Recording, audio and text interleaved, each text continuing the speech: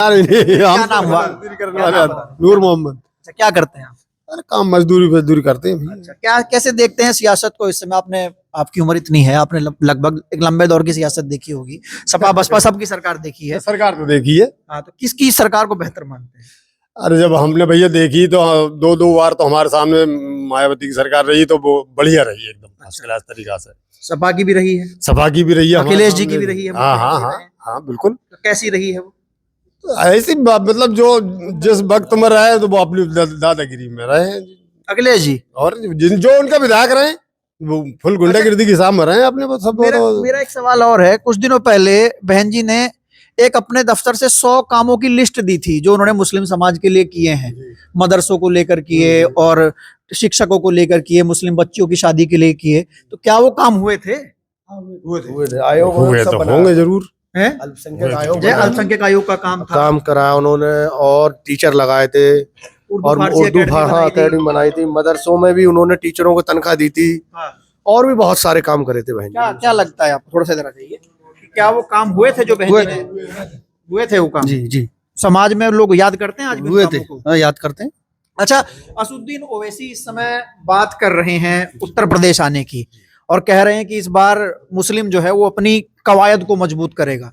तो क्या ओवैसी चल पाएंगे उत्तर प्रदेश में? इस तरीके से नहीं चल पाएंगे ओवैसी। क्या कारण है? कारण ये है, देखिए बहन जी जो है वो मुस्लिम समाज की जो है वो सपोर्ट करती है। ओवैसी भी तो करते हैं, खुल के बोलते हैं। ओवैसी करते हैं लेकिन उनके साथ नहीं जुड़ पाएगी पब्लिक। उनके साथ दूसरा वोटर नहीं। जी। चंद्रशेखर आजाद ही मुसलमानों को लेकर ठीक ठाक बोलते हैं, क्या भविष्य देखते हैं? उनका नया मामला है, थोड़ा उनका बैकग्राउंड तो अभी नहीं ना क्लियर। हाँ। हिंदुओं को इकट्ठा कर देते हैं बस।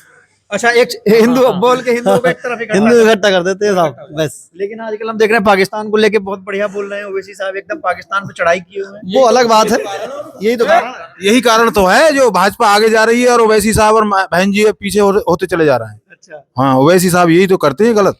अच्छा, भाई देश चलेगा तो सातों कौमों को बराबर लेके चलेगा। ओवैसी साहब एक ही कौम की बात ओवैसी साहब एक कौम की बात करते हैं, एक कौम से कहाँ चल जाएगा? एक परिवार से प्रधान थोड़ी ना बन जाएंगे। जब चारों कोनों में वोट मिलेंगे जब तो प्रधान बनेंगे, उसी हिसाब से पूरी विधानसभा में वोट मिलेंगे तो विधायक बनेंगे। अच्छा, एक चीज और है, अखिलेश यादव आप बोल रहे हैं कि जब बात आई लोकसभा चुनाव की तो बसपा को गठबंधन से बाहर रखा गया। थोड़ा सा आगे देखिए आप लोग, कि बसपा को गठबंधन से बाहर रखा गया और समाजवादी पार्टी और कांग्रेस चुनाव लड़ी और 43 सीटें जीत गई। और उस समय यह कहा गया कि बसपा ने तो भाजपा की मदद की है और पूरा मुस्लिम वोटर ने भी कहीं ना कहीं समाजवादी पार्टी और कांग्रेस को ही वोट किया। तो कैसा लगता है कि बसपा को जानबूझकर बाहर रखा गया था उस गठबंधन से? जानबूझ के ही रखा था साहब, क्योंकि उसके बाद राहुल गांधी ने बोला कि बसपा हमारे साथ होती तो भाजपा हार जाती। जी कही थी राहुल जी ने ये बात। अच्छा, तो आप लोग जो अलायंस की बात अभी चल रही है इसको किस तरीके से देखते हैं कि क्या बसपा को अलायंस करना चाहिए या नहीं करना चाहिए?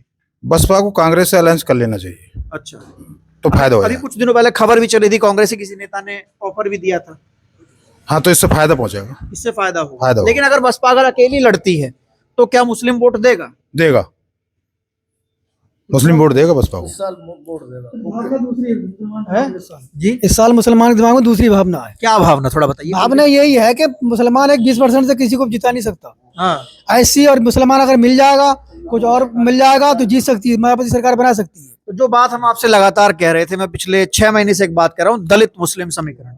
इस समय हम लोग पश्चिम उत्तर प्रदेश में, ये एक ऐसा क्षेत्र है जहां पर मुस्लिम और दलित आबादी बराबर है। कुछ जिले तो यहाँ पर ऐसे हैं मुस्लिम आबादी 35 से 40% के आसपास है, दलित आबादी 20 से 25% के आसपास है। अगर ये दलित मुस्लिम मिल जाता है, ये भाईचारा अगर बन जाता है तो भाजपा को बड़ी दिक्कत हो सकती है। बात सही है? जी हो सकती है। 2022 में साहब पूरे जोर लगा लिए मुसलमान ने, सरकार नहीं बना पाए। जब तक बहन जी के साथ नहीं आएंगे मुसलमान, जब तक सरकार नहीं बनेगी। अच्छा, मुझे एक बात बताइए, दलित मुस्लिम क्या बसपा पे ही इकट्ठा होगा, सपा पे इकट्ठा नहीं हो सकता? सपा पर कहाँ हो जाए? सपा पर तो मुसलमान ही चूतिया था वोट देने के लिए, बस खाली बचे और बाकी और कोई ना वोट देने के लिए उन्हें। क्या दलित मुस्लिम सपा पे इकट्ठा नहीं हो सकता? अखिलेश यादव पीडीए की बात कर रहे हैं। पीडीए की वो फर्जी बात है सब।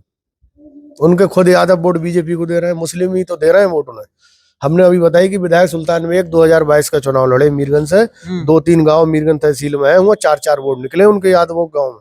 पूरे गांव यादव के? हाँ, पूरे गांव यादवों के। अरे ईवीएम तो नहीं हैक हो गई?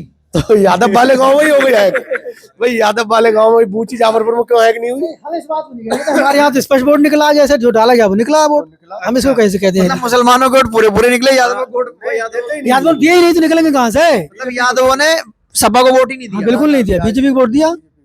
अब एक बात सुनो, 20% मुस्लिम, 18-20%, हाँ। 7% दिया तो सरकार कहाँ बन रही है?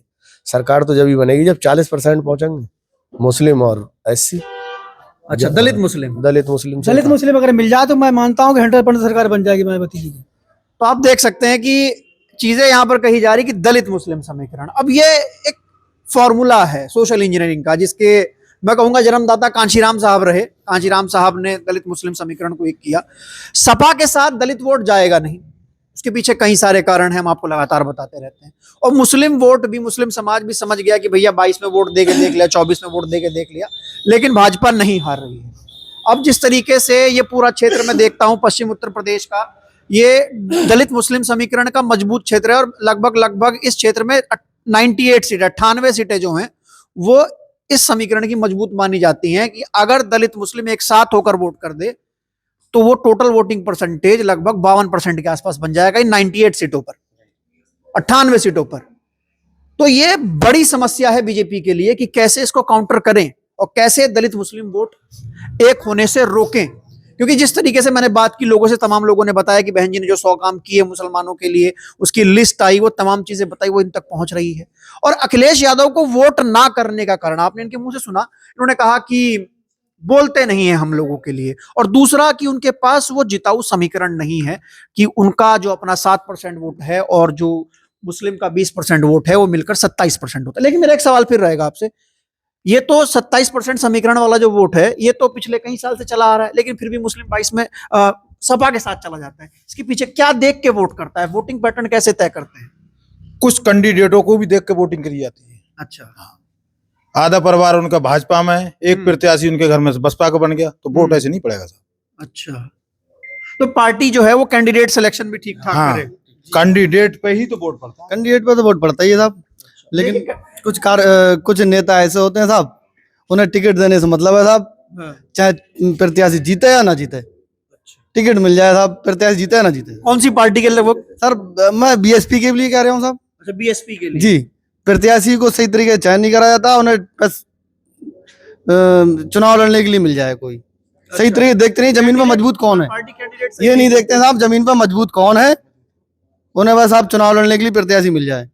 अच्छा, तो आप लोगों ने देखा कई सारे तरीके हैं कि आखिरी में कैंडिडेट भी देखा जाता है, लेकिन मेन चीज है दलित मुस्लिम समीकरण। अब देखना यह है कि 27 के चुनाव में ये जो डीएम समीकरण है, MY नहीं चल रहा है, MY फेल हो गया है, और मैं देश के मीडिया को एक नया समीकरण दे रहा हूं, डीएम समीकरण, दलित मुस्लिम समीकरण, कि क्या ये दलित मुस्लिम समीकरण बनेगा? क्योंकि ओवैसी को भी लेकर भी यहाँ चीजें कही जा रही हैं कि ओवैसी अकेले कुछ नहीं कर पाएंगे क्योंकि उनके साथ सिर्फ मुस्लिम वोटर है, और पश्चिम उत्तर प्रदेश का जो मुस्लिम है वो अब चीजें समझ रहा है। अब देखना यह कि 27 तक ये चीजें कैसे जाती होगी। मैं आपको बतलाऊं, अगर मायावती जी जो हमारे मुसलमान के बड़े बड़े नेता हैं, अगर उनको जोड़ने में कामयाब हो जाती है तब ये समीकरण आपका बिल्कुल पास हो जाएगा। अच्छा, जैसे बड़े नेता कौन? जैसे आजम खान है, हाँ, नसीम सिद्दीकी हैं, हाँ, जो मान लो ऊंचे स्तर पर विधायक नेता या MP लेवल के हैं, इनको 4-6 लोगों को ये जोड़ लें तो मैं मानता हूँ कि ये समीकरण कामयाब हो आजम जाएगा। खान ने तो ये कहा, जब उनसे पूछा कि क्या आप बसपा में जाएंगे, तो उन्होंने बोला कि माना कि मैं बेवकूफ हूँ, लेकिन इतना भी नहीं कि बसपा में चला जाऊं।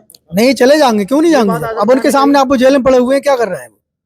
यही वजह जेल में पड़े रहने की, उन्हें समाजवादी की अगर वजह। बसपा से होते तो जेल में ना रहते। मुझे तो आदमी नहीं रहते जेल में। नसीमुद्दीन सिद्दीकी कहाँ गए जेल में? 18 मंत्रालय थे उन पे, हाँ, 18 मंत्रालय थे उन पे नसीमुद्दीन सिद्दीकी पे, हाँ, BSP सरकार में, हाँ, तो उन्हें तो जेल नहीं भेजा अभी तक।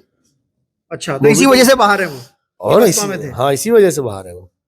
जो समाजवादी में नेता है मुसलमान, उन पर सब पे जुल्म हो रहा है। अच्छा, कारण क्या है इसका?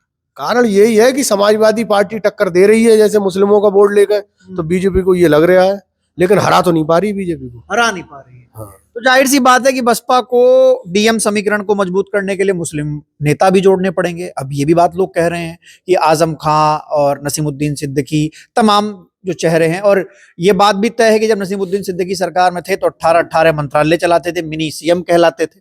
तो अब देखना यह है कि डीएम समीकरण किस और इसकी सियासत जाती है, लेकिन हम लोग जारी रखेंगे, ऐसे लगातार लोगों से बातचीत करेंगे और आप तक ये बातचीत पहुंचाएंगे। आपको ये बातचीत कैसी लगी हमें लिखकर जरूर बताइएगा। तब तक के लिए चलते, धन्यवाद, नमस्कार।